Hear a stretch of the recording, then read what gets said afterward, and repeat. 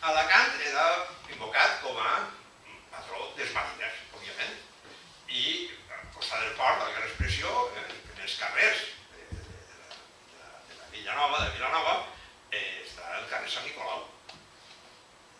Una fotografia d'allí, feta allí, calle Sant Nicolás, llamado de Bari, jo dic llamado de Bari perquè nosaltres el llamado de Mira, però diu ahí, això lo de llamado, del segle IV, evidentment, obispo de Mira, en Asia, patrón de Alicante y protector de los navegantes, tiene dedicada la concatedral. Tots ho sabien, però ahí està la placa també, ens ho recorda, i en un carrer dedicat a ell. Alacant era invocat com a protector de navegants en les tempestes i naufragis.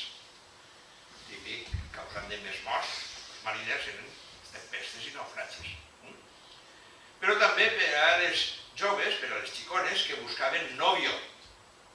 I era costum, aquest dia, que les xicones fadrines d'Alacant anaven i es posaven davant del bisbe de Sant Nicolau, els frisques de Sant Nicolau, i portaven cigrons, garbanzos, i li ho tiraven al sant. La intenció era pegar-li en les parts, però també servia si li pegaves en el melic. I hi havia tot una... Com dia, Adrià ho sap. A veure, si no t'agarra la toca. No, mireu. El cigró melic perquè trobes un bon marit. Cigró melic per a que trobes un bon marit. I les dones de la vida tiraven el cigró més avall i a qui et dones treball. A la vida. S'havia dedicat a la vida perquè no tenia faena.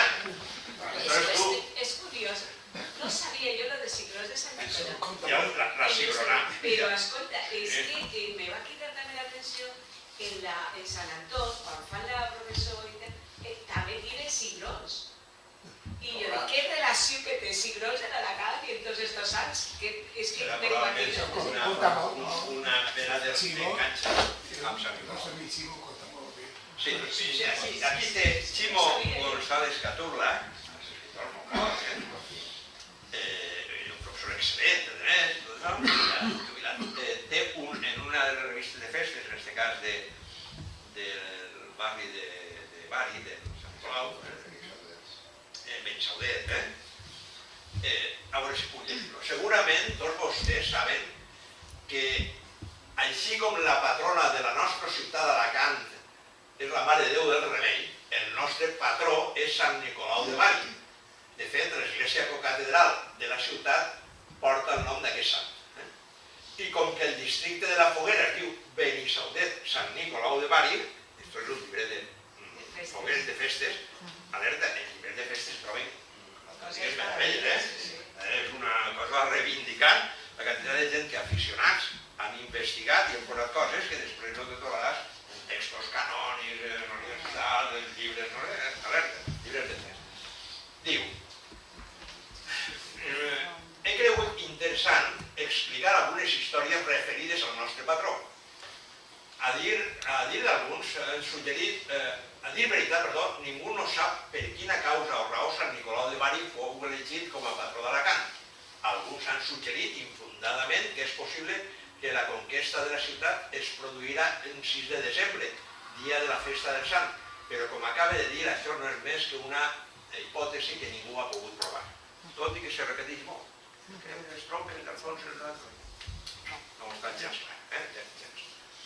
Estudis més recents expliquen que durant l'edat mitjana la devoció a Sant Nicolau estava molt estesa per totes les nostres ciutats, fins al punt que pràcticament no hi havia església important que no tinguera un altar dedicat al sant.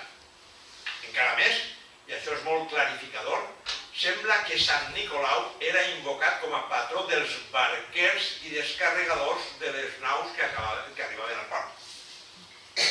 Tant és així com una de les carregaments que més duien al port d'Alacant eren pipes de vi, botes de vi, la gran de descarregadors. Així ja plenes i tornaven a buidar. Exacte. I tu veus imatges del port d'Alacant que està tot ple de pipes de vi, botes de vi, de barrils. Hi havia professions i tot això, hi havia molt de boter.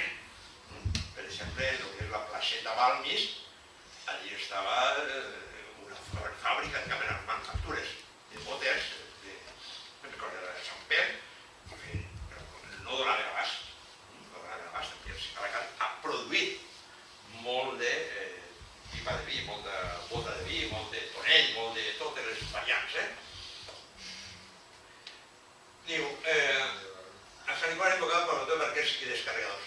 Tant és així que, com diu Joan Amades, Joan Amades va ser un folclorista de costumari català, tira de volums, en què parla de Catalunya, però també d'aquí, parla de Mallorca i tot això.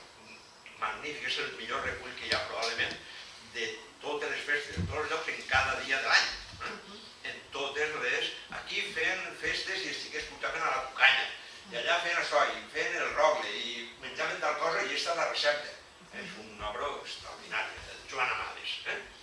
A la Barcelona medieval hi havia una capella a prop del port sota l'advocació del sant, on acudien els vells barquers i les gents que treballaven per la platja sense ser pescadors ni mariners. És a dir, de la gent relacionada amb els treballs del port. Per aquesta raó, els historiadors actuals troben més lògic pensar que com que Alacant va créixer impulsat pel trànsit del port, en un moment donat es va acceptar la idea de posar la ciutat sota el patronatge del sant. Sant Nicolau és, per tant, un dels sants relacionats amb el món mariner. Però no únicament amb el món de la mar. Per una sèrie de raons que ara explicaré, Sant Nicolau té fama de sant casador. És a dir, que és molt amic de trobar marit a les xiques que li ho demanen. Aquesta és la raó que et vull explicar-vos la història dels cigrons de Sant Nicolau, tant com l'ha replegada de la tradició oral. Ximo és autor d'alguns llibres que replega tradició oral i transforma després en literatura, que és Rondalles de l'Alacantí, Rondalles del Vaginalocó, realment sentit, no únicament descriu, sinó que replega, fa una tasca de fixar allò que ha sigut tradició oral o rituals. Sant Nicolau de Bari fou bisbe de la ciutat de Mira, allà per terres d'Àsia Menor. I diuen que en aquella ciutat vivia un home riquíssim que tenia 3 filles molt boniques i a punt de casar-se. De cop i volta l'home aquell va perdre-ho tot i no li va quedar ni un quinzet per al dot de les filles, així que els compromisos matrimonials es van desfer.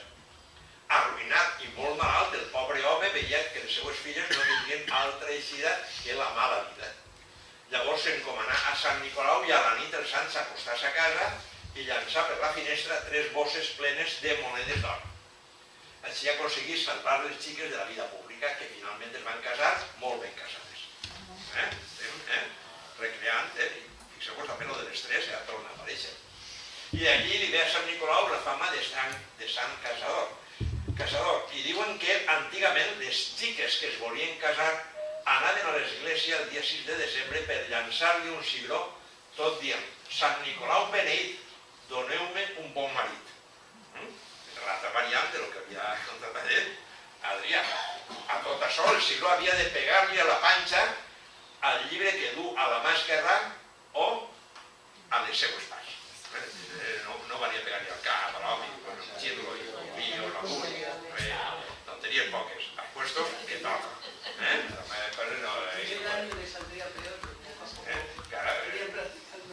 Tot el dia practicant esa cara. Encertar-la.